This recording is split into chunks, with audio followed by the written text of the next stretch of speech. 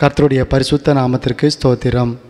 இன்றைய தியானத்திற்காக ரோமர் 1 அதிகாரம் 3 வசனம்.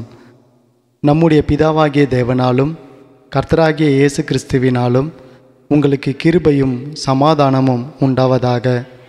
இந்த வசனம் புதிய ஏற்பாட்டில் உள்ள அநேக நிருபங்களின் தொடக்க வாழ்த்துதல் செய்தியாக காணப்படுகிறது.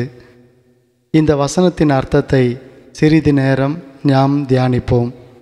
முதலாவதாக, தேவன் நம்முடைய பிதாவாயிருக்கிறார்.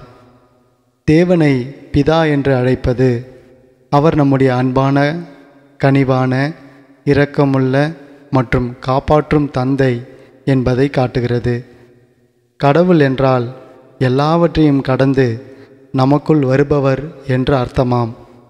வானாதி வானங்களையும் அதிலுள்ள யாவையும் படைத்த கடவுளை தந்தையாக கொண்டுள்ள நாம் பாக்கியம் பெற்ற ஜனமாய் மாறியுள்ளோம்.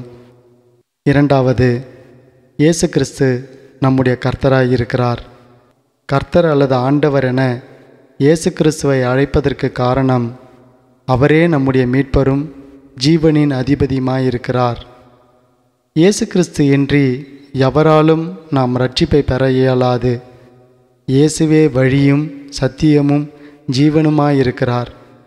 அவரே நம்மை காக்கிற கர்த்தராயிருக்கிறார். மூன்றாவது, கிருபை.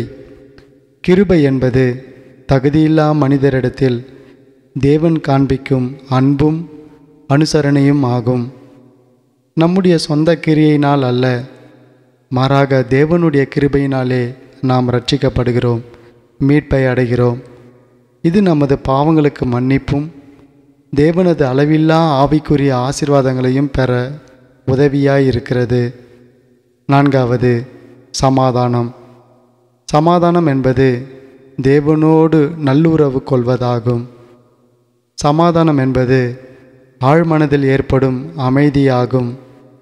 சமாதானம் என்பது மற்றவர்களோடு கொண்டுள்ள சமரச வாழ்வாகும். யாவரோடும் சமாதானமாயிருக்கும்படி வேதம் நம்மை அழைக்கிறது. சமாதானம் பண்ணுகிறவர்கள் பாக்கியவான்கள், அவர்கள் பூமியை சுதந்தரித்துக் கொள்வார்கள். தேவன் தாமே நம்மை ஆசீர்வதிப்பாராக.